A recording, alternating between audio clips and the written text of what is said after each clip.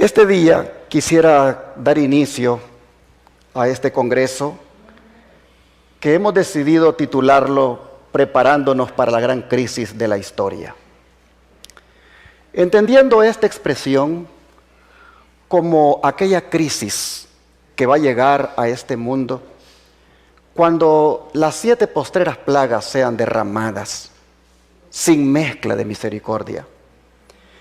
Sin embargo, antes de que ese momento llegue, antes de que esa crisis, que será la más grande de la historia, llegue, el pueblo de Dios, los hijos fieles de Dios, tendrán que vérselas en una serie de circunstancias que también requiere de una preparación.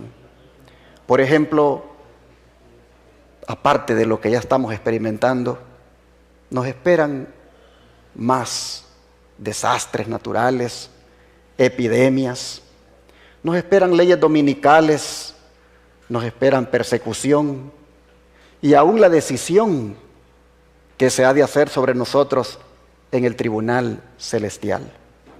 De manera que esta noche y este fin de semana, el énfasis no lo quiero poner en la gran crisis de la historia, sino que lo quiero poner en la preparación. No quiero hablar de lo que ustedes ya saben y que las redes están inundadas de todo eso. ¿Para qué voy a invertir tiempo en hablar de lo que ustedes ya saben? Quiero invertir tiempo en la preparación, hermanos, porque me parece que saber todo lo que viene, pero si no nos preparamos, pues no tiene sentido. Así que el énfasis de este congreso está en la preparación para la gran crisis de la historia. Y en ese sentido, he preparado varios mensajes para compartir, siendo el primero de ellos este: una crisis nos espera. Vamos al libro de Mateo, capítulo 10, versículos 17 y 18.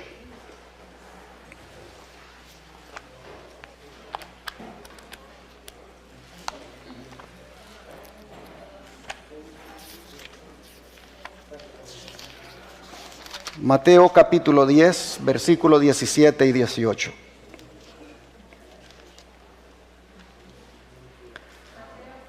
Mateo 10, versos 17 y 18.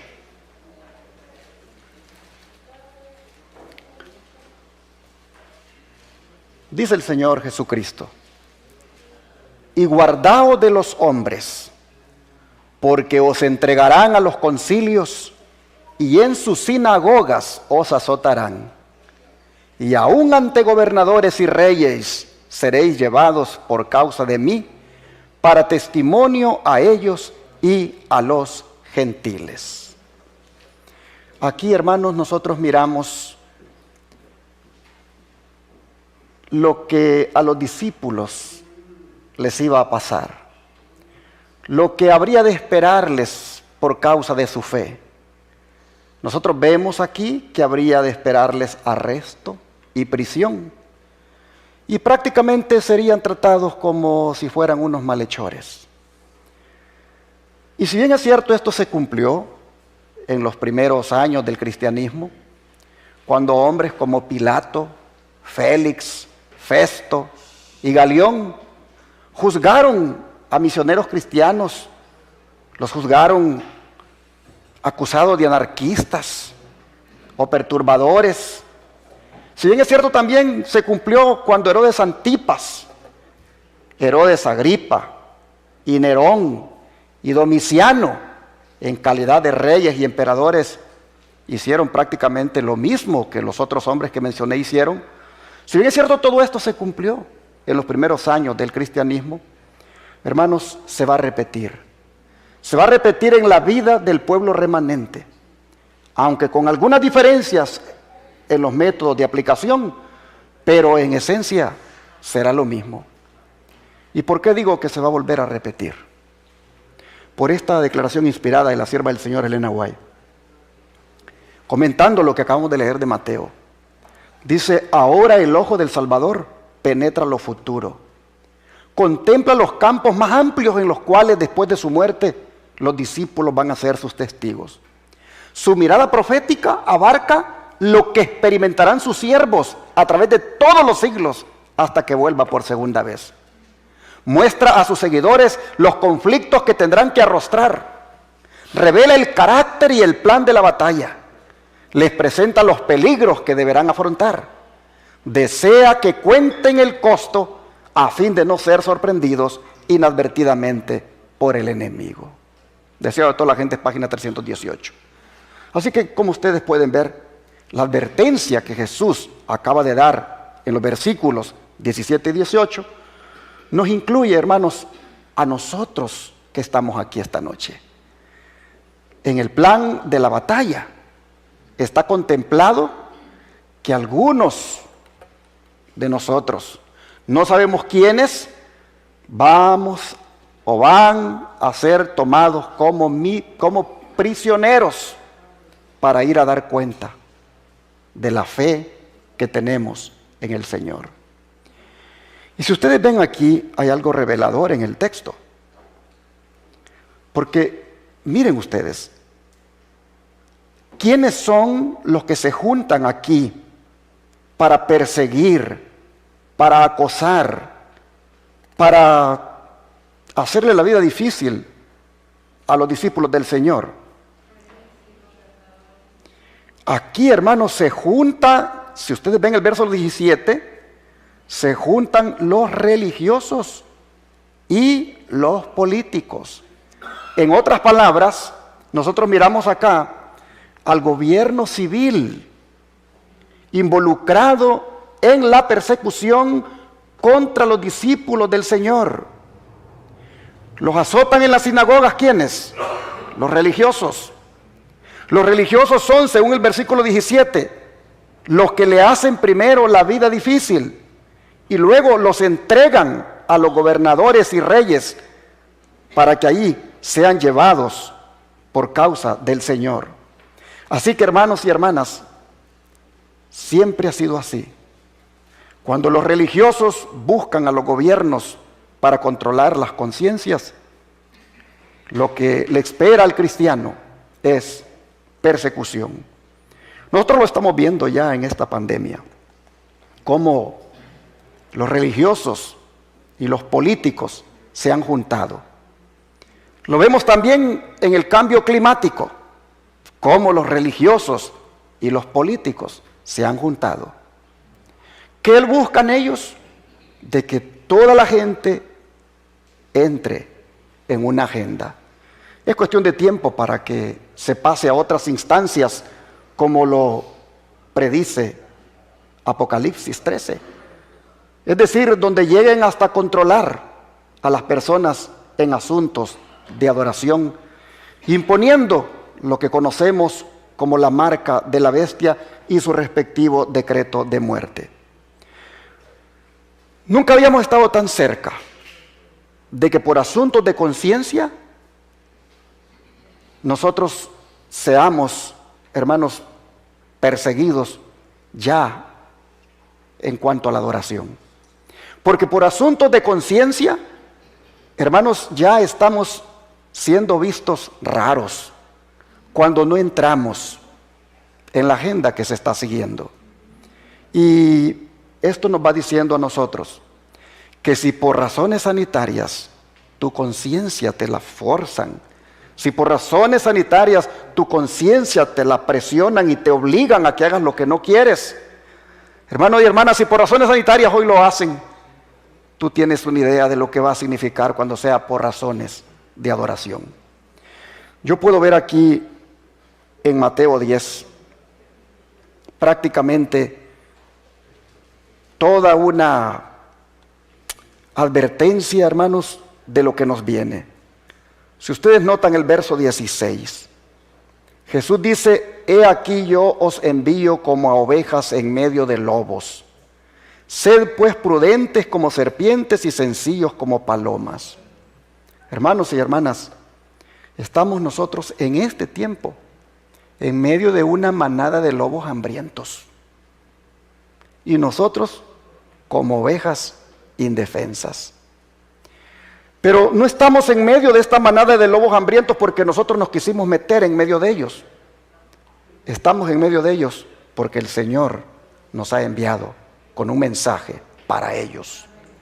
Y es interesante que dice el Señor que mientras tanto seamos prudentes, como las serpientes, es decir, cautelosos, muy cuidadosos y muy sencillos. Pero también, hermanos, habla aquí en el verso 17 de guardarnos de los hombres, es decir, de no dormirnos, de estar pendientes, de tener cuidado con todo lo que hacen, con todo lo que traman, con todo lo que planifican, porque es cuestión de tiempo para que pasemos a otras instancias. Bueno, nosotros miramos, hermanos, en el verso 19, que cuando nos entreguen, no nos preocupemos por cómo o qué hablaremos, porque en esa hora se nos va a ser dado lo que hemos de hablar. El verso 20 dice, porque no sois vosotros los que habláis, sino el Espíritu de vuestro Padre que habla en vosotros.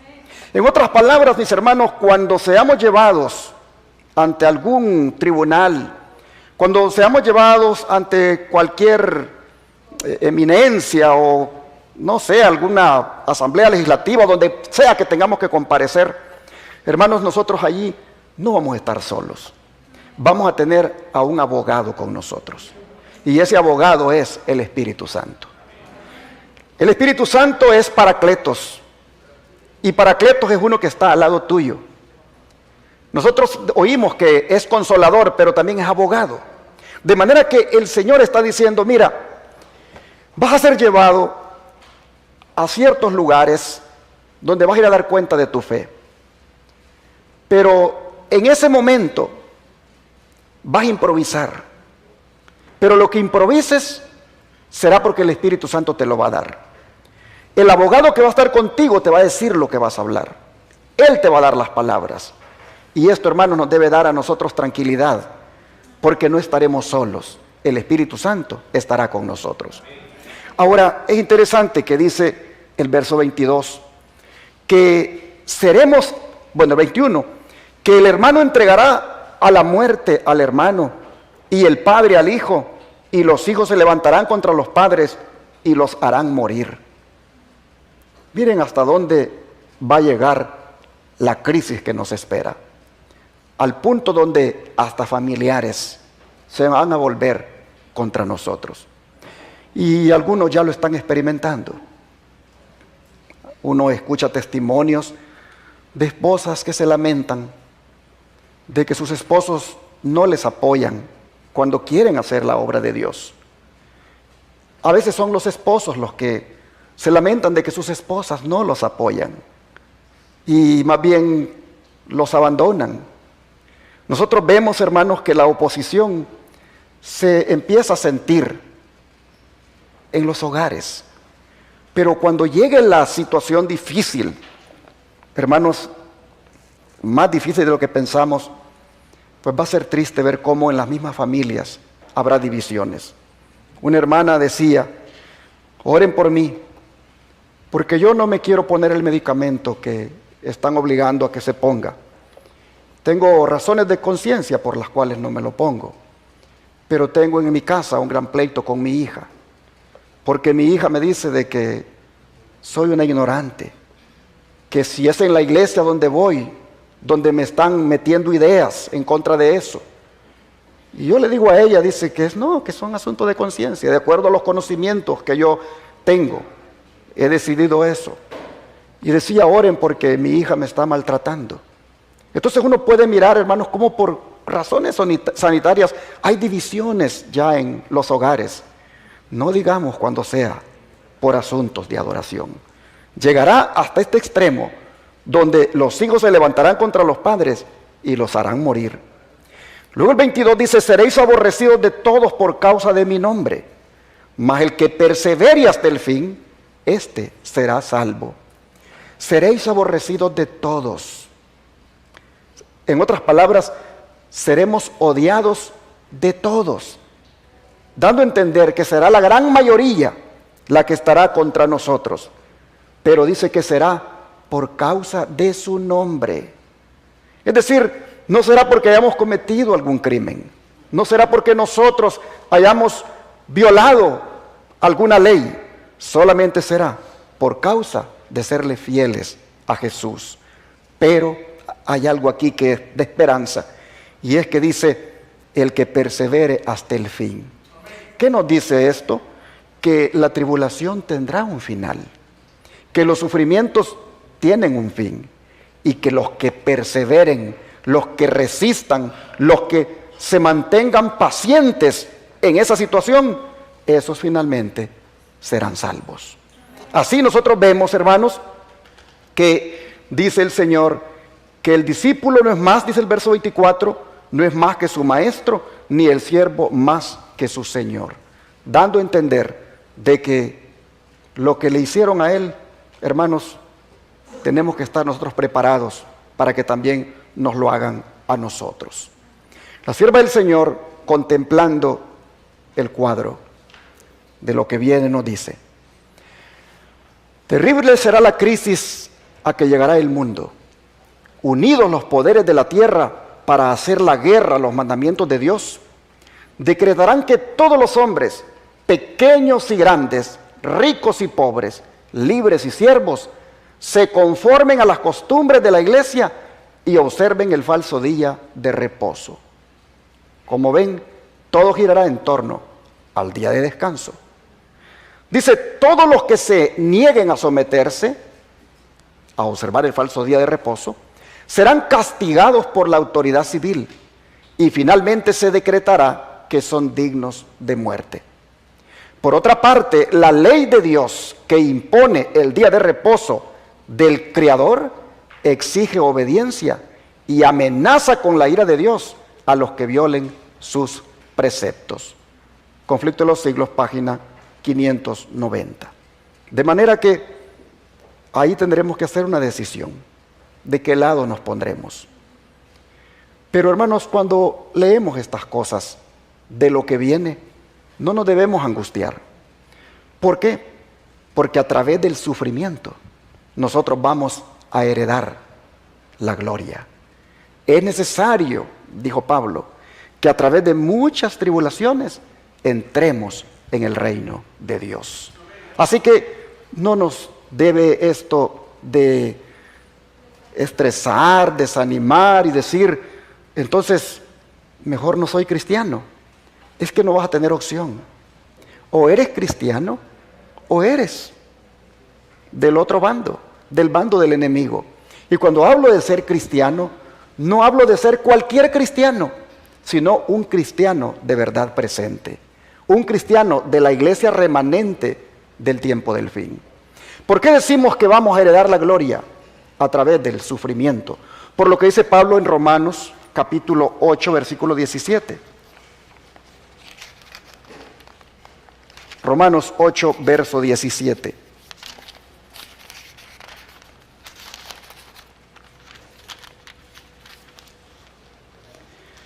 Dice,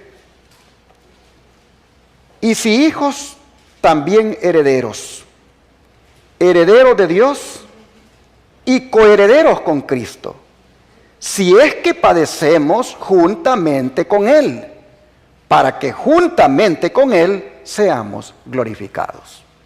¿Se dan cuenta? A través del dolor, a través del sufrimiento, a través del padecimiento, nosotros, hermanos, heredaremos la gloria. Así que no será distinto a Jesús. Jesús, si ustedes se recuerdan, Él llegó a la paz a través del dolor. Él llegó a la gloria a través del sufrimiento. Y lo mismo sucederá con aquellos que le amamos. Sufrir con Él significa sufrir por causa de Él y de su evangelio. Por eso el apóstol Pedro nos anima con las palabras que se encuentran en la primera carta, en el capítulo 4, versículo 13.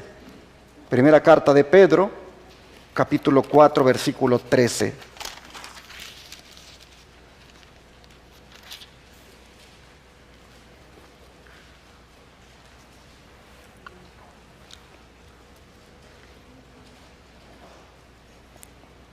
sino gozaos, por cuanto sois participantes de los padecimientos de Cristo, para que también en la revelación de su gloria os gocéis con gran alegría.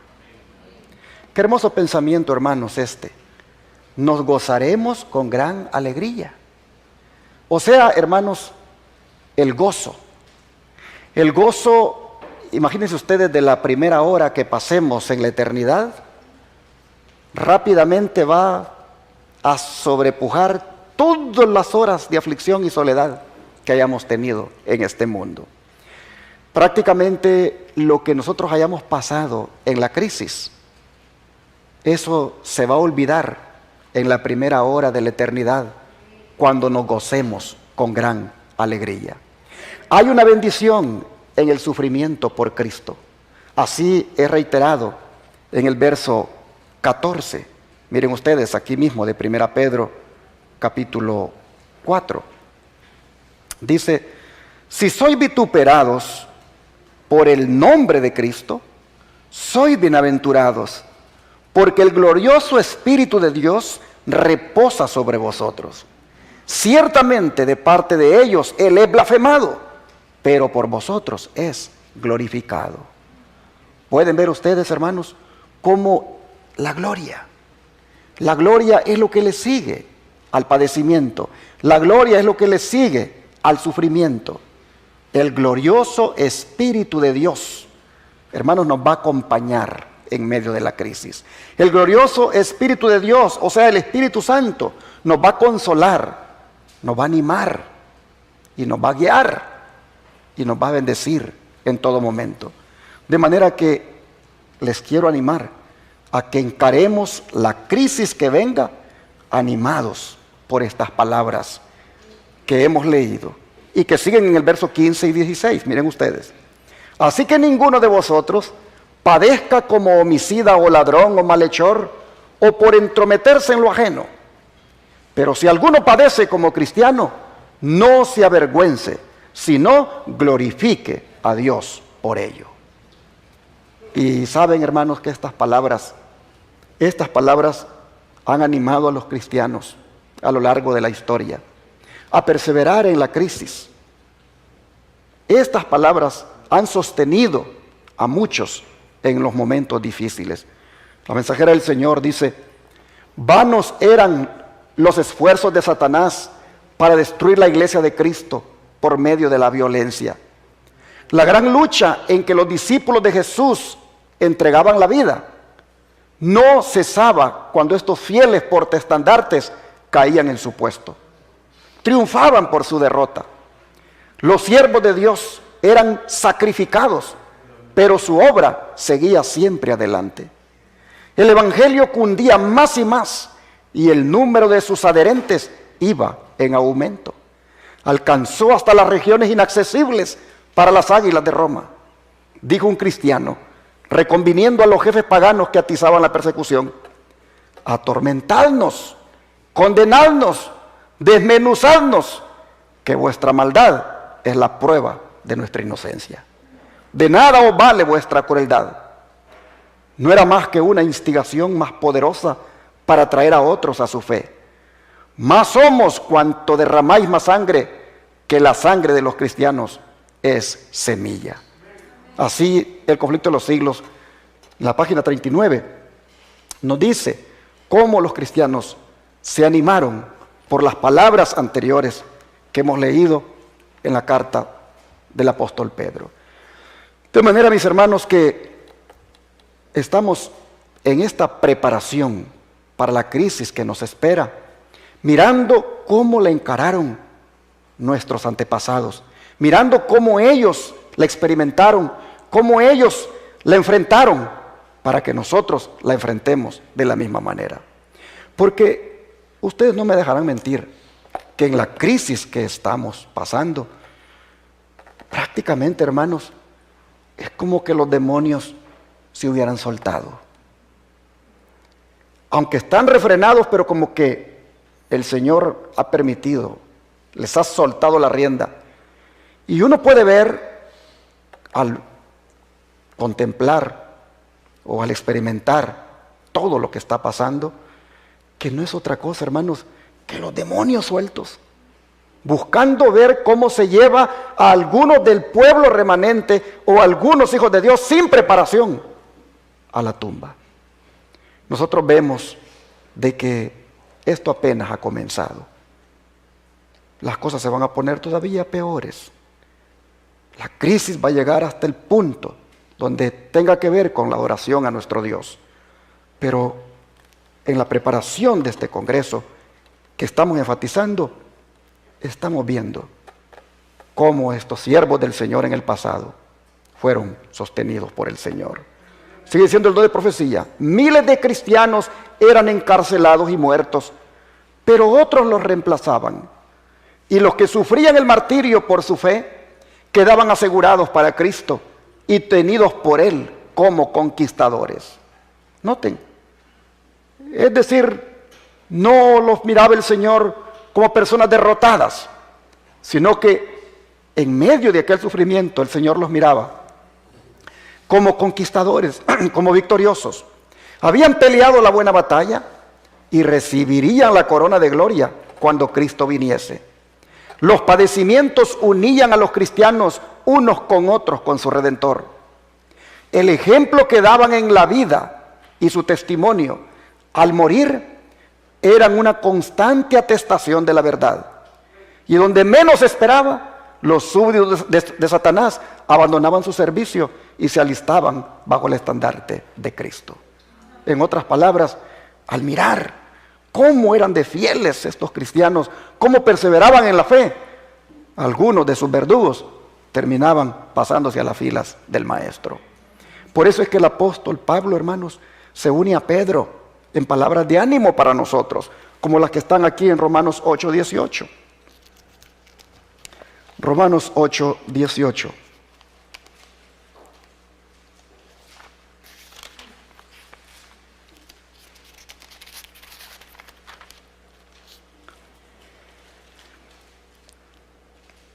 Pues tengo por cierto que las aflicciones del tiempo presente no son comparables con la gloria venidera que en nosotros ha de manifestarse. Noten, la gloria venidera. Es que, hermanos, siempre hay que tener en mente la gloria venidera. Siempre hay que tener en medio de la crisis en cuenta la gloria venidera. Y cuando tenemos en cuenta la gloria venidera, dice el apóstol aquí, que no son comparables, dice, las aflicciones del tiempo presente.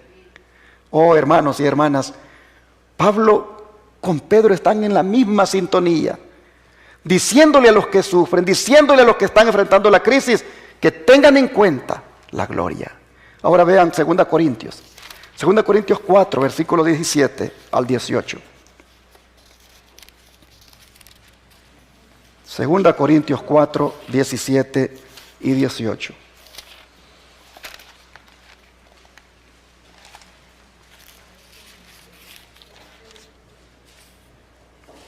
Dice la palabra, de modo, 2 Corintios 4, 17 al 18, sí, aquí, porque esta leve tribulación momentánea produce en nosotros un cada vez más excelente y eterno peso de gloria, no mirando nosotros las cosas que se ven, sino las que no se ven, pues las cosas que se ven son temporales, pero las que no se ven son eternas. ¿Ven otra vez la gloria? A veces, hermanos, hablamos tanto de la vacuna, hablamos tanto de lo que viene, y hablamos tanto del virus y de la nueva cepa, y le damos, y no hablamos de la gloria que nos espera. No vemos la gloria venidera. Pareciera que solo vemos lamento, solo vemos desgracia, solo vemos lo que está pasando. Pablo dice, miren, esto que está pasando es temporal, lo que viene es eterno, es un eterno peso de gloria lo que nos espera. Tengan en cuenta eso. Así, hermanos, Pablo hablaba, y cuando él hablaba, lo hablaba con autoridad, con propiedad, porque él lo había experimentado. Él había experimentado las pruebas más dolorosas por causa de su maestro, y todavía le esperaba mucho más sufrimientos. hasta llegar al martirio. Pero él reitera lo que dijo Pedro, en el sentido, hermanos, de que a la luz de la eternidad, prácticamente el tiempo presente no es más que un momento transitorio. El don de profecía, comentando la actitud de Pablo, vean lo que dice. Los años de abnegación, de privaciones, de pruebas, de aflicciones y persecuciones que soportó Pablo, los llamaba él algo momentáneo. Las cosas del tiempo presente no eran consideradas dignas de mención al compararlas con el eterno peso de gloria que le aguardaba cuando hubiera terminado la lucha. Esas mismas aflicciones eran los operarios de Dios, dispuestas para la perfección del carácter cristiano. Miren, hermanos y hermanas, lo que estamos viendo son como operarios de Dios. Las circunstancias por las que estamos pasando y las que vamos a pasar son como operarios de Dios, que vienen solamente para perfeccionar nuestro carácter. Dice, cualesquiera sean las circunstancias del cristiano, no importa cuán oscuros y misteriosos sean los caminos de la providencia, no importa cuán grandes sus privaciones y sufrimientos, Él puede apartar de tales cosas su mirada, dirigiéndola a lo invisible y eterno. Tiene la bendita seguridad de que todas las cosas le ayudan para su bien. El Espíritu Santo iluminaba el alma de Pablo con luz del cielo, y él estaba seguro de que tenía una participación en la posesión comprada, reservada para los fieles. El lenguaje de Pablo era vigoroso. No podía encontrar palabras de suficiente fuerza para expresar la excelencia de esa gloria, ese honor y esa inmortalidad que recibirán los creyentes cuando Cristo venga. En comparación con la escena en que se posaban los ojos de su mente, todas las aflicciones temporales solo eran momentáneas, leves aflicciones, indignas de consideración. Vistas a la luz de la cruz, las cosas de esta vida eran vanidad y vacuidad. La gloria que le aguardaba era sustancial, ponderable, durable, más allá de lo que podía expresar el lenguaje. Sin embargo, Pablo se acercaba a todo lo que puede para expresarse, a fin de que la imaginación pueda captar la realidad hasta donde sea posible para las mentes limitadas. Era un peso de gloria, una plenitud de Dios, un conocimiento que era inconmensurable, era un eterno peso de gloria. Y sin embargo, Pablo cree que su lenguaje es insustancial. Con esa palabra él quería decir todo lo bello que nos espera, lo glorioso que viene para el Hijo de Dios, pero le parecía insustancial. No alcanza, dice, a expresar la realidad. Se lanza, dice, en busca de palabras más expresivas. Las más atrevidas figuras del lenguaje no alcanzarían a expresar la verdad. Busca los términos más abarcantes que puede proporcionar el lenguaje humano para que la imaginación pueda captar hasta cierto punto la superlativa excelencia de la gloria que recibirá el que sea fiel hasta el fin. Santidad, majestuosidad, honor y felicidad en la presencia de Dios son cosas ahora invisibles, a no ser mediante el ojo de la fe. Pero las cosas que se ven, honor mundano, placer mundano, riquezas y gloria, son eclipsadas por la excelencia, la belleza y la esplendorosa gloria de las cosas que ahora son invisibles. Las cosas de este mundo son temporales, duran solo un corto tiempo, mientras que las cosas que no se ven son eternas, duran por los siglos sin fin. Adquirir este tesoro infinito es ganar todo y no perder nada. Manuscrito 58 del año 1900. Así que, hermanos y hermanas, ante la crisis que nos espera, nosotros debemos tener en cuenta esto para no estresarnos, para no deprimirnos, para no angustiarnos, sino bien tener valor. Sigue siendo el don de profecía. Si Pablo, acosado por todos lados, perplejo, perseguido, podía llamar a sus pruebas leves tribulaciones, ¿de qué tiene que quejarse el cristiano de hoy? Y a veces nosotros, hermanos, ahí andamos solo, queja y queja. Nos quejamos por los hermanos de la iglesia, nos quejamos por el pastor, nos quejamos por tantas cosas, puras quejas por todas partes. Hermanos, no deberíamos de quejarnos tanto y deberíamos bien poner la mirada en las cosas de arriba y ver, hermanos, qué hermoso es el premio que nos espera. Dice, ¿cómo? ¿Por qué tiene que quejarse el cristiano de hoy? Si Pablo, acosado por todos lados, perplejo, perseguido, podía llamar a sus pruebas leves tribulaciones, ¿por qué los cristianos se tienen que quejar hoy? Nosotros, hermanos, no soportamos ni siquiera que hablen mal de nosotros. Lo primero que pensamos es mejor ya no ir a la iglesia, abandonar la fe, volvernos al mundo. Ahí venimos y decimos, es que yo pensé que ahí en la iglesia todo era bonito, todo era perfecto, que ahí nadie me iba tal vez a mirar mal. Y hermanos, a la primera mala mirada, al primer mal comentario, alguna cosa que se dijo no apropiada, hacemos las maletas y nos vamos de regreso al mundo. No aguantamos nada, no aguantamos una crítica. Y Pablo dice, miren todo lo que yo he aguantado. Miren todo lo que yo he sufrido. Y para mí eso es algo leve cuando lo comparo con el eterno peso de gloria.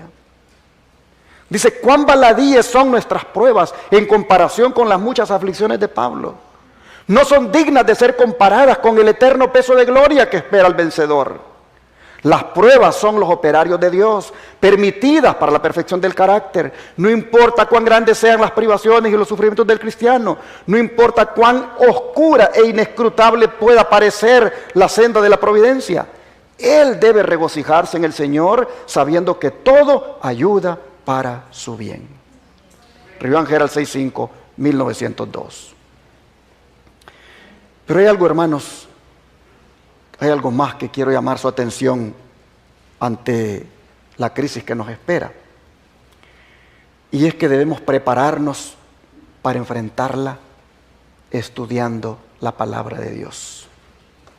Porque Jesús dijo que el periodo de tribulación que nos viene será un tiempo de oportunidad para testificar ante los gobernantes. Volvamos a Mateo 10:18.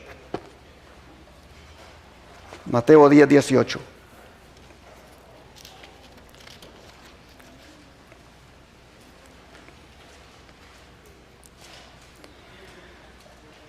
Y aún ante gobernadores y reyes seréis llevados por causa de mí, para testimonio a ellos y a los gentiles.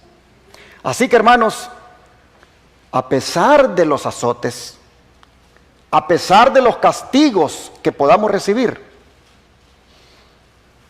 nosotros vamos a testificar por Cristo. El fiel siervo de Dios, así lo castiguen, así lo azoten, el fiel siervo de Dios siempre va a testificar por el Señor. Y nosotros tengamos esto bien claro, hermanos, que el estudio de la palabra de Dios ahora es necesario e indispensable. Porque si vamos a dar testimonio de nuestra fe ante gobernadores y reyes, hermanos y hermanas, ¿no creen ustedes que necesariamente tenemos que estudiar más la Biblia? Tenemos que estudiar las Escrituras, porque vamos a dar testimonio de lo que creemos. Y para poder dar testimonio de lo que creemos, debemos invertir tiempo en el estudio. La oportunidad de testificar no la vamos a desaprovechar. Y para esto el don profético nos dice lo siguiente. No está lejos el tiempo, dice, cuando se va a llevar al pueblo de Dios a dar su testimonio ante los gobernadores del mundo. No hay uno en 20 que comprenda con cuánta rapidez nos acercamos a la gran crisis de nuestra historia. Por eso le puse a la temática de este congreso, preparándonos para la gran crisis de nuestra historia. Pero parte de la gran crisis de nuestra historia es el que tengamos que ser llevados a comparecer ante las autoridades, a dar testimonio. Y estamos, dice, rápido de que eso pueda darse.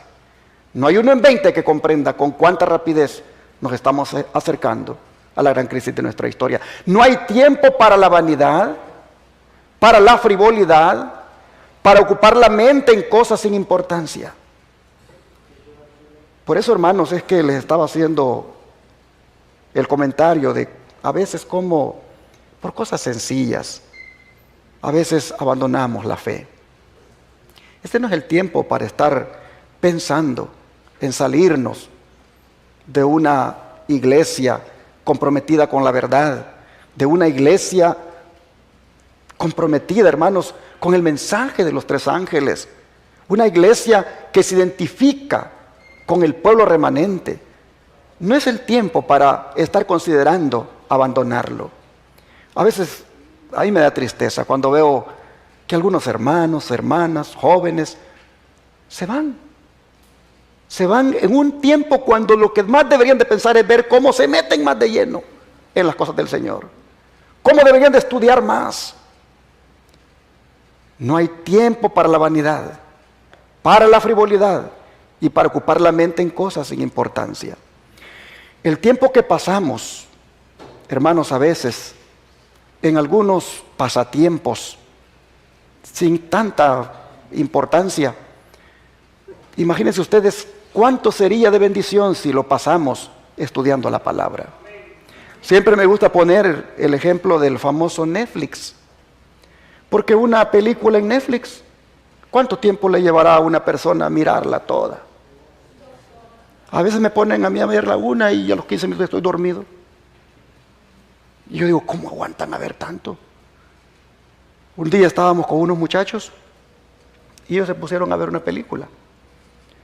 Y mírela, pastor, a los 15 minutos estaba dormido. Me desperté y ellos estaban pero bien abiertos los ojos mirándola. Me volví a dormir. Y cuando vino a terminar, ahí me desperté y yo no vi nada. Pero ellos estaban, hermanos, listos para ver la otra que seguía. Y yo digo, wow, digo yo, ¿y en la iglesia no aguantan una hora un sermoncito? En la iglesia no aguantan una hora estar sentados escuchando a Dios hablar. ¿Cómo es posible? Y así, hermanos, con los deportes. ¿Cuánto tiempo lleva mirar un partido, ya sea de soccer o de fútbol americano? ¿Y cuánto tiempo nosotros le invertimos a la palabra, hermanos? Mire lo que dice la sierva del Señor: no hay tiempo para la vanidad, para la frivolidad, para ocupar la mente en cosas sin importancia. Este es el tiempo, hermanos, para invertirlo, miren, en estudiar la palabra del Señor. Vamos a comparecer ante reyes, vamos a comparecer ante gobernantes, vamos a comparecer ante autoridades para dar cuenta de nuestra fe. Y si no estudiamos la Escritura, entonces ¿de qué vamos a hablar? Que el Espíritu Santo me va a dar las palabras. Sí, te va a dar las palabras, pero que tú ya hayas estudiado, te las va a recordar en ese momento. Sigue diciendo, los reyes, dice, los gobernantes y los grandes hombres van a oír de vosotros a través de los informes de aquellos que estén enemistados con vosotros. Y vuestra fe y carácter serán desfigurados delante de ellos. En otras palabras, nos van a llevar prácticamente denigrados. Pero los que sean, dice, acusados falsamente, tendrán la oportunidad de comparecer delante de sus acusadores para responder por sí mismos. Tendrán el privilegio de llevar la luz delante de los que son llamados grandes de la tierra. Y si habéis estudiado la Biblia, oiga esto, y si estáis listos para dar respuesta a cada persona que pregunte acerca de la esperanza que hay en vosotros, con humildad y temor, vuestros enemigos no serán capaces de contradecir vuestra sabiduría. Note, si habéis estudiado la Biblia y si estáis dispuestos, hermanos, necesitamos estudiar la Biblia. Si vamos a prepararnos para la crisis que nos espera, lo vamos a hacer estudiando la palabra de Dios, pensando en la gloria venidera, comparando lo que estamos pasando con lo que viene como algo que esto es leve, pero también, hermanos, estudiando las Escrituras. Dice, ahora tenéis la oportunidad de alcanzar el mayor poder intelectual a través del estudio de la palabra de Dios. Pero si sois indolentes y dejáis de cavar profundamente en las minas de la verdad, no estaréis preparados para la crisis que pronto os sobrevendrá. Noten, esto es una mina, pero hay que cavar, hay que escarbar, hay que meter el asadón, hay que dedicar tiempo para hallar aquí el oro. Aquí, hermanos, está lo que nosotros necesitamos para estar preparados para la crisis. Dice, ojalá que comprendierais que cada momento es de oro. Si vivís de cada palabra que procede de la boca de Dios, no seréis encontrados desprevenidos. No sabéis a dónde seréis llamados a dar vuestro testimonio en favor de la verdad. Muchos deberán comparecer ante asambleas legislativas. Pastor Pérez, ¿usted ya pensó a dónde podrá ser llevado? Algunos, dice, serán llevados ante asambleas legislativas. Algunos tendrán que presentarse ante reyes y ante los sabios de la tierra para dar razón de su fe. Los que solo tienen un conocimiento superficial de la verdad no estarán capacitados para exponer claramente las Escrituras y dar razones definidas respecto de su fe. Se confundirán y no serán obreros que no tienen de qué avergonzarse. Nadie se imagine que no necesita estudiar porque no debe predicar en el púlpito. No sabéis lo que Dios puede requerir de vosotros. Maranata, el Señor viene, página 261. Estudie, hermano, estudie. No porque tiene que predicar, sino porque usted está preparando para la crisis que viene. Porque usted está preparando para dar cuenta de su fe. Estudie y estudie la palabra de Dios. Pero para terminar este mensaje esta noche, quisiera que no olvidemos en esta crisis las palabras que están aquí en Mateo 10, 28 al 31. Mateo 10, 28 al 31.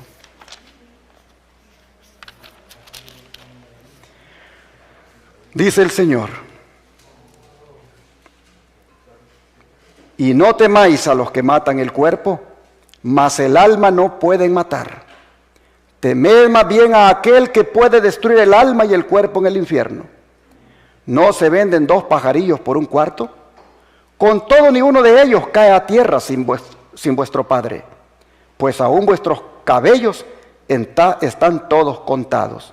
Así que no temáis, más valéis vosotros que muchos pajarillos. Finalmente, hermanos y hermanas, el Señor está diciendo: yo los cuido más a ustedes de lo que ustedes se cuidan ustedes mismos. ¿Quién de ustedes se interesa tanto por sí mismo que se ha dado a la tarea de contar cuántos cabellos tiene en su cabeza? ¿Quién? Nadie. Nadie se interesa tanto a sí mismo que llegue hasta ahí de contar cuántos cabellos tiene. Pues dice el Señor: me intereso tanto por ustedes que yo sí, hasta los cabellos que se les caen, sé cuántos les quedaron. Yo les tengo contados los cabellos de su cabeza. Yo me intereso por ustedes mucho más de lo que ustedes se interesan por ustedes mismos. En otras palabras, dice el Señor: no tengan miedo, porque yo los voy a cuidar. Miren los pajarillos, esos más chiquititos, los gorriones. Tienen que juntarse 2 para poder venderlos por un cuarto. Y aún así, yo estoy pendiente de ellos. ¿Cuánto más valen ustedes que los pajarillos? Así que, hermanos y hermanas, preparémonos para la crisis que nos espera, sin temor, nada más, confiando en el Señor y creyendo de que Él nos va a acompañar en todo momento. Que Dios les bendiga.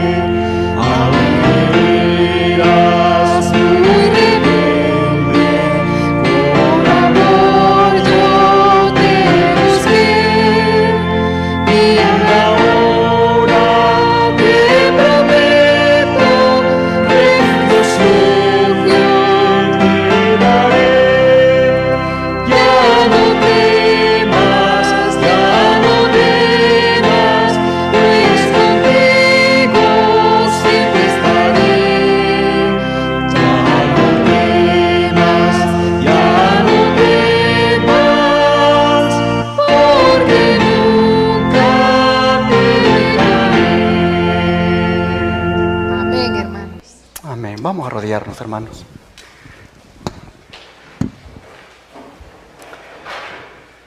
Padre nuestro, gracias por hacernos ver lo que nos espera, pero al mismo tiempo darnos ánimo y decirnos que realmente no será absolutamente nada comparado al eterno peso de gloria que tendremos. Padre, gracias por estimularnos de esa manera. Y al saber entonces que hay que estar preparados para esta crisis, entonces te pedimos que esa preparación, Padre, nosotros la encaremos con seriedad, estudiando más tu palabra, profundizando más en lo que es el mensaje que conocemos.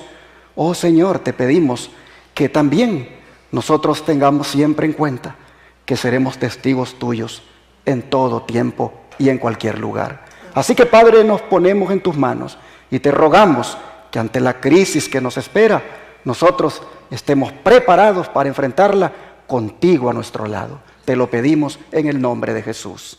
Amén.